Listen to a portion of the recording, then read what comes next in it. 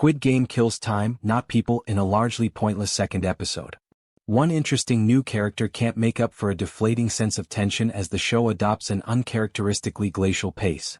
It's a question that's far from academic Fort Halloween Party, an episode that turns the already slow-burn tension of the show's second season premiere down to positively glacial.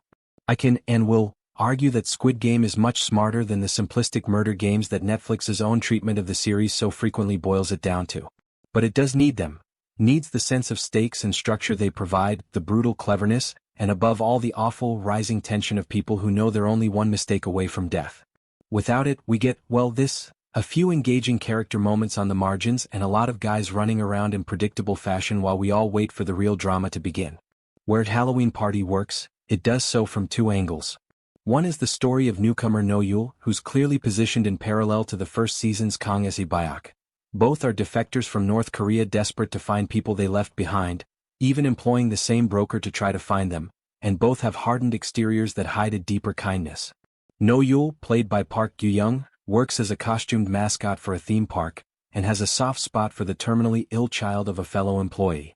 But while Esi-byak was trying to find her parents, No-yul seeks her own abandoned child, tying into a recurring interest in motherhood that Bread and Lottery kicked off with its glimpses of pregnant future contestant Jun-hee. And while Esi-byak was groomed for inclusion in the games as a player, Halloween Party's one really excellent twist reveals that former soldier No-yul is being recruited as one of the organization's masked guards. And possibly not for the first time if her familiarity with the procedures, and lack of surprise at being offered a card, is anything to go off of. Squid Game hinted that it might be looking more closely at the foot soldiers of the game organizers in the premiere, with the focus on the recruiter, a former guard himself. It's a natural outgrowth of the show's interest in the ways the game bends everyone into their service, providing endless rationales for monstrous acts, and it's a thread I'm excited to watch the show pursue. Our other spot of light is, unsurprisingly, Song Gi-hun, who we quickly learn has gone just a tad paramilitary in his 2-year pursuit of the game's organizers.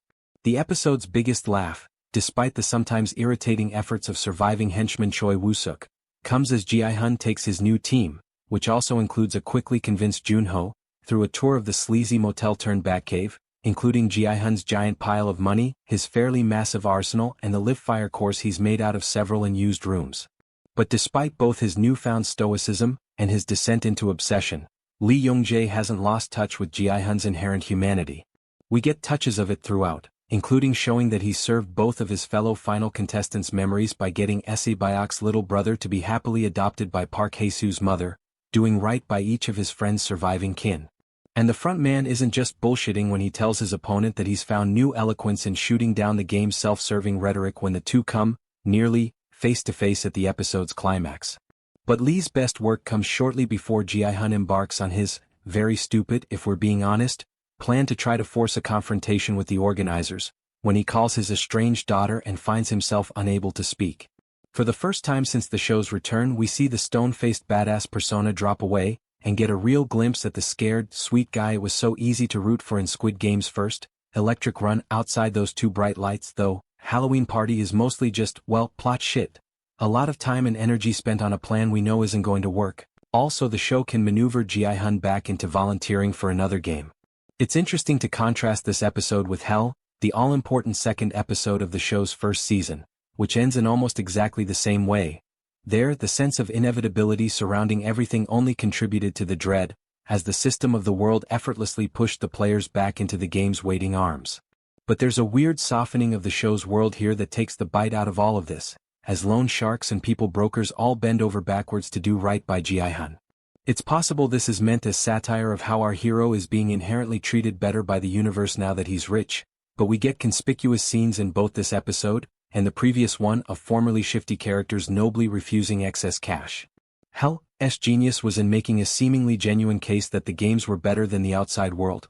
Sure, you had a 455 to 456 chance of dying, but at least you had that slim chance supposedly arbitrated in an equitable fashion. Halloween Party doesn't have that hook to hold on to it, or the nasty sharpness of despair that made its characters' nihilistic decisions add up to a grim kind of sense. It just has Gi-hun's borderline suicidal need to make things right. And while I'm not immune to the heroism of his sacrifice here, or the way he invokes the tiny sliver of light the first Squid Game found for itself in its final moments, The episode still lacks the satirical bite that this show can marshal at its best, and, of course, it doesn't have a game, not even the makeshift ones the recruiter was playing around with last episode. Hell didn't have any deadly contests either, but it used that absence to make the real world feel blander and more boring, serving the episode's larger goals. That episode was the Rosetta Stone that made the rest of the series make sense. This one feels, more often than not, like it's pointlessly killing time, making us sit around before the show we all actually signed on to watch can finally begin stray observations. Despite a rough start, the Gi-hun Junho alliance comes together surprisingly quickly, although Junho is still holding back that he knows exactly who the front man is. Although he's been throwing around money liberally in his pursuit of his vendetta, Gi-hun has barely even made a dent in his winnings. Choi is mostly just kind of irritating, but he does get a good line when Gi-hun is considering teaming up with Junho. "You can't trust cops." Genuinely fun moment as all the costume theme park workers instantly throw back on their heads and get into character when a kid wanders into their dressing room, contrasted with the darkness when the little girl notices Noyul's scarred wrists. We got some backstory on Junho and Inho's relationship, and the way both he and his mom are still racked by guilt over Inho's disappearance. A tiny dose of visceral horror as Gi-hun gets a tooth bloodily ripped out so he can replace it with a tracking device. I refuse to care about the members of Gi-hun's goofy-ass private army until the show makes me, and the show ain't made me yet. The conversation between Gi-hun and the front man is easily the most riveting portion of the episode, but it still gets pretty deep into just spelling out the subtext territory at points. The game will not end unless the world changes,